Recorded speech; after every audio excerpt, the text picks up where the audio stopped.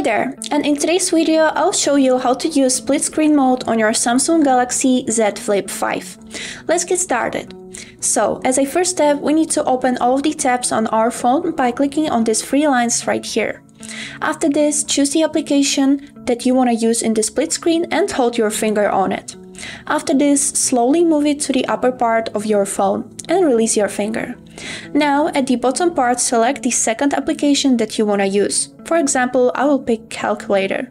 And that's it. Now we are in the split screen mode. If you want to change the size of the applications, hold your finger on the center of the screen and move it to the bottom part or to the upper. Just like this. And now the upper one is bigger and the bottom one smaller. Also, you can use orientation by rotating your phone like this, and also you can do it back as it was before.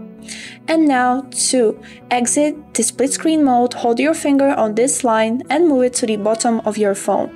Now you are on the first application that we have added.